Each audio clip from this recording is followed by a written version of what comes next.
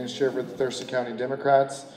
First of all, we urge everyone to go to pdc.wa.gov and look up the campaign contributions for all today's candidates and all the candidates on the ballots.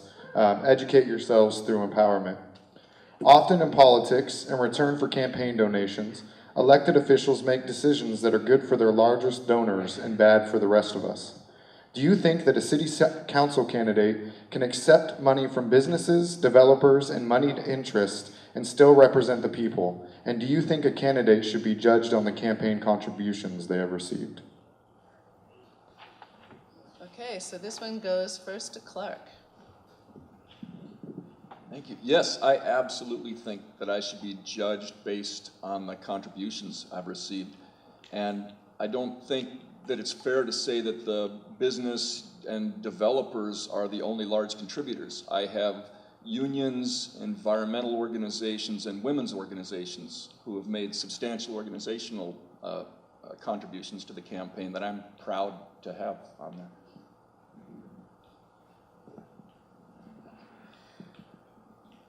So yeah, I think it's definitely fair to evaluate candidates based on where funding is coming from.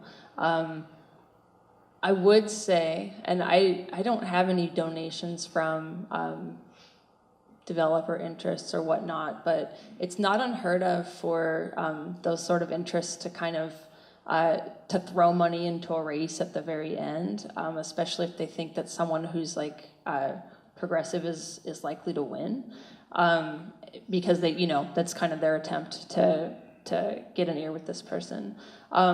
So I would just, yeah, I mean, it's one piece of information to evaluate folks. And I'm gonna go kind of different and say I do think that even if someone gets a donation from what would you call maybe a special interest, as long as that person has relationships with the people that they're actually serving, I think that those relationships are the foundation of accountability. And I don't think, like I said, I don't have donations from those groups, but if something were to come in, I don't think y'all would let me, you know, be more representative of like a developer interest. So our relationships are what keeps me and others accountable.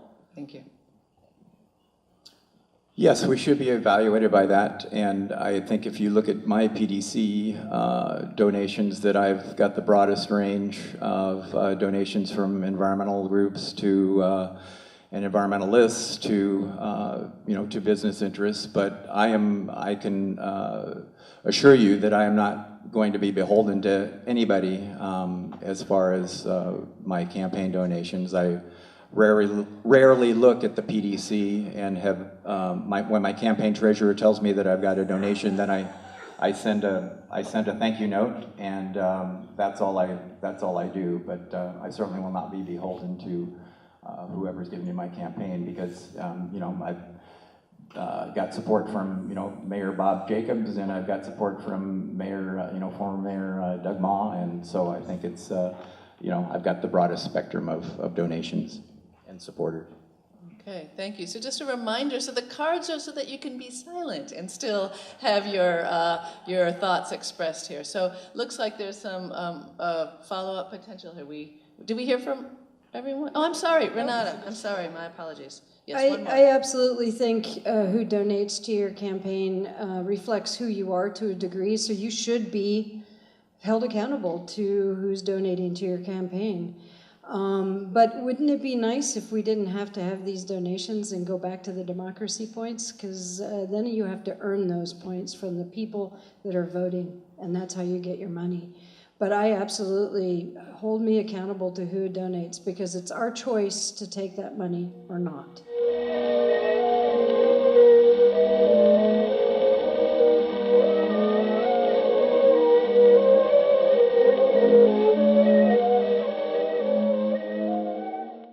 To learn more about Lisa Parsley, visit her website at lisaforolympia.com. Paid for by the Committee to Elect Lisa Parsley for Olympia City Council, Position 5.